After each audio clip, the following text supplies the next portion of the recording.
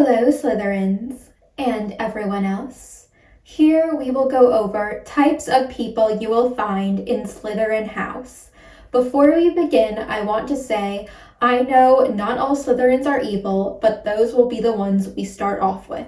Okay, first Slytherin, the psychopath. This person, you always feel like you're walking on eggshells around them because they're only decent when unprovoked and the slightest things can set them off. They also use a lot of euphemisms to make questionable actions seem more positive. It's not blackmail, it's negotiating with pressurized personal incentives. It's not kidnapping, it's relocating with privatized freedom. These are the 7th years who bully first years. They have to make it known to everyone that they come from a powerful, wealthy wizarding family, to the point where being a pureblood is their main personality trait. Will absolutely kill someone to make sure that they're silenced. In their logic, if they committed a crime, but there are no witnesses nor evidence, did they really commit the crime? If your answer is the same as theirs, you're probably this type of Slytherin. Even they lost track of how many white-collar scandals they've been a part of. Come in varying levels of intelligence. Most of them go after jobs that will put them in a position of power, such as a politician or CEO, and a lot of them from the Voldemort era will become Death Eaters. Slytherin number 2, the psychopath on steroids. Take all of the traits from the regular psychopath and now kick it up 10 notches. This person does not just have a disregard for the well-being of other people, but they relish in the pain and suffering of others. Once they see you, you're on their hit list just for existing. Believe in winning at all costs. Somehow though, they're very charming. Right up until the moment they go on their first murder spree. Their only goal is to conquer the world. Rising to a position of power is not enough. Slytherin number 3, the Griffin Ravenpuff.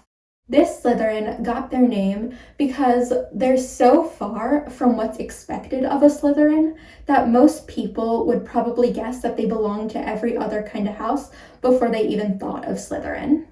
For one, they're just a cheerful person. They always get excited for the winning Quidditch team, even when they beat Slytherin. But that's strategy, so that they appear diplomatic. Offer to join the Gryffindors on their adventures and sulk when they are left out. But that's strategy. Most of the time the Gryffindors will say no, they don't want a Slytherin tagging along, so it's not like they'll have to actually put their lives in danger, but they'll look brave just for offering. Before any big test, they hold a huge study session that's open to all houses, and they supply the hot chocolate and snacks to encourage people to come, but that's strategy. Different types of people, different strong suits to learn from, more effective studying. Hagrid is their best friend and favorite professor, but that's strategy. He can tell them all the insider information about what's going to go on at Hogwarts without even realizing how much he's sharing. They are known as the protector of first years, especially the Muggleborns who can feel out of place. But that's strategy, because you never know who might be able to help you later on. Most people from the outside don't understand why they're in Slytherin, but they like it that way because it means no one suspects their ulterior motives. Next Slytherin, the Chaos. This person is in Slytherin because it's thrilling to break the rules. You don't have to like them, but you don't want them to not like you. Seriously, do not mess with this person. They once won a wizarding duel using a toothbrush as a makeshift wand. They are also great improvisers. They've given class presentations before with no research or any kinds of preparations beforehand and ended up with the best grade in class. They still rub that in Ravenclaw's faces to this day. Their main source of motivation comes from people who don't believe in them just so that they can prove them wrong. overly competitive about everything. They're the type of people who take a game of Uno way too seriously.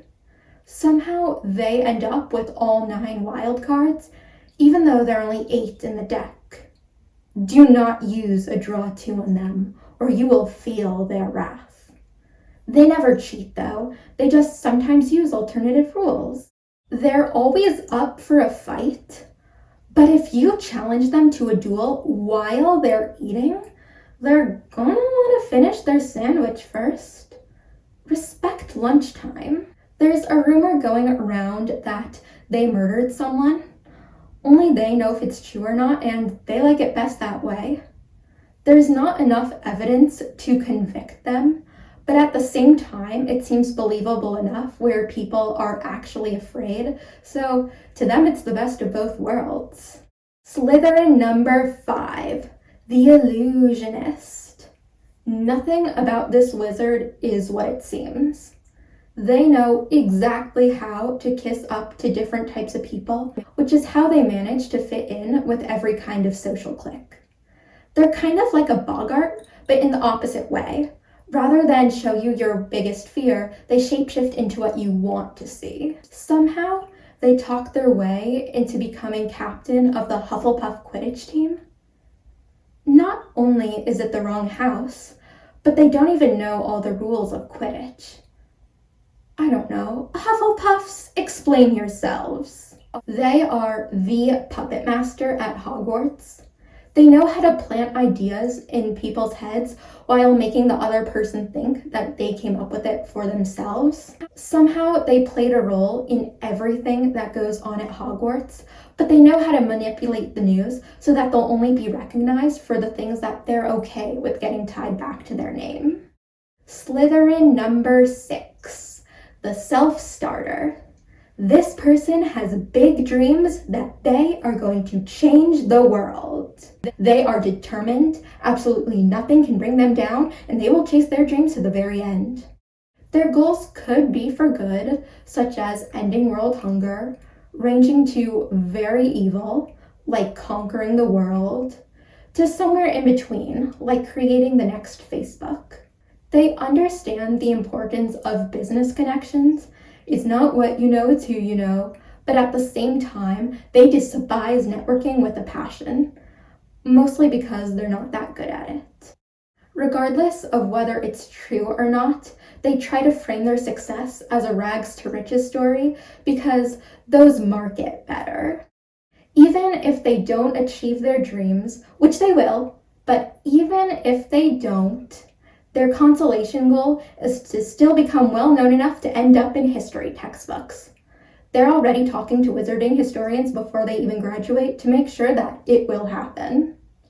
Next Slytherin, the business person. This person is always out there schmoozing, making those professional connections. They have a larger network than the internet. Can seem friendly at first, but then later on show their true colors. Even if their entire life is falling apart, you would never be able to tell because they will fake it until they make it. They will not just be successful, but they will be at the top of whatever they pursue. How did they get this far? All they have to say is they made sacrifices. Sometimes they do feel guilty about being shallow, so they do have some conscience, but then they reason that they're helping people by using them. It could make sense if you don't think about it.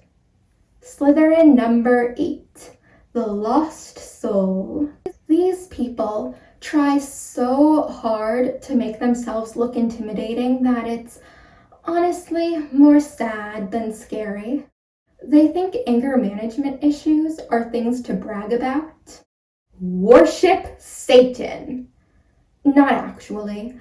Most of them don't even believe in Satan, but that doesn't stop them from toasting some cranberry juice in his name, pretending like it's goat blood, just like how the internet told them to, because that's what scary people do. Never really outgrow middle school drama. Say that they care about grades, but then can't bring themselves to study. On the outside, it looks like this person's life is falling apart, but from the inside, it is certain that their life is falling apart. Alright guys, thank you so much for watching my video if you're still here.